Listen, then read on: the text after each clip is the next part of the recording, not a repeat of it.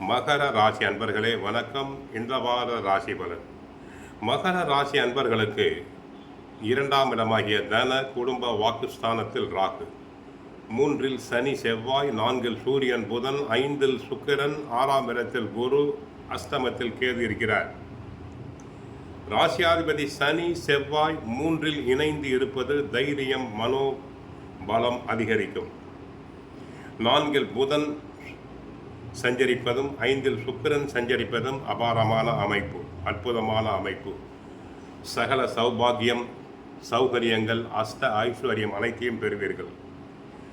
உடல் ஆரோக்கியம் சிறப்பாக இருக்கும். சுறுசுறுப்பாக செயல்படுவீர்கள். 7 சனி விலகிவிட்டது. இனி படிப்படியாக நல்ல முன்னேற்றம் உண்டாகும். தேவையில்லாத செலவுகள் எல்லாம் அனைத்தும் வரும் நாட்களில் தங்களுக்கு குறையும்.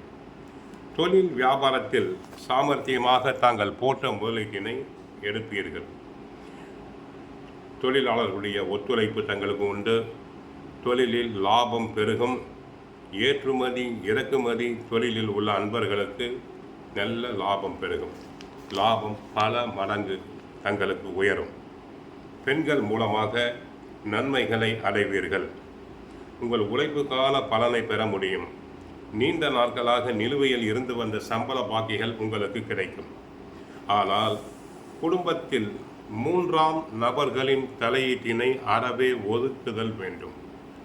குடும்ப விஷயங்களை பிறரிடம் பகிர்ந்து கொள்ள வேண்டாம்.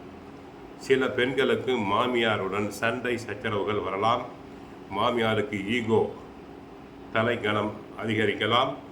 சற்று பொறுமையாக இருங்கள். குரு பயிற்சியாகும் வரை அதுவரை தாங்கள் பொறுமையாக சகிப்புத்தன்மையுடன் இருக்க வேண்டும். ராசிக்கு 2இல் ராகு, 8இல் கேது. 8ஆம் இடத்தில் கேது இருப்பதால் சிலருக்கு வயிறு சம்பந்தப்பட்ட உபாதை வரலாம்.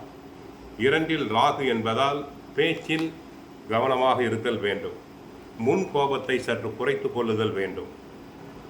உத்தியோகம் செய்பவர்களுக்கு நல்ல பெயர் உண்டு.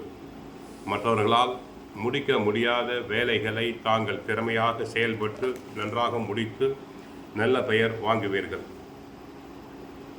சில மாணவர்கள் போட்டித் தேர்வுகளில் கலந்து கொண்டு வெற்றி பெறலாம். அரசாங்க உத்தியோகம் கிடைக்கும். சிலர் உயர் கல்விக்காக வெளி மாநிலங்கள், வெளிநாடுகளுக்கு சென்று வரலாம். வெளிநாடு செல்ல விருப்பம் உள்ளவர்கள் தாராளமாக செல்லலாம். 4இல் சூரியன் இருப்பதால் வீடு, மனை, வாகன அமைப்பு தங்களுக்கு உண்டாகும். கலைத்துறை அன்பர்களுக்கு நல்ல லாபம் கிடைக்கும். சிலர் கலை நிகழ்ச்சிகளுக்காக வெளி மாநிலங்கள், வெளிநாடுகளுக்கு சென்று வரலாம். அதனால் பண வரவுகள், ஆதாயம் அதிகரிக்கும்.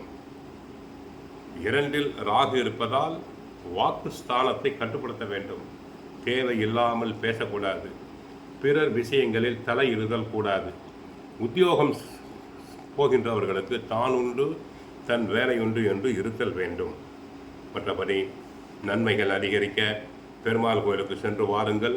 பகவத்கீதை படியுங்கள். வாழ்க வளமுடன், மங்களம் உண்டாகட்டும். ஹரே கிருஷ்ணா, ஹரே கிருஷ்ணா.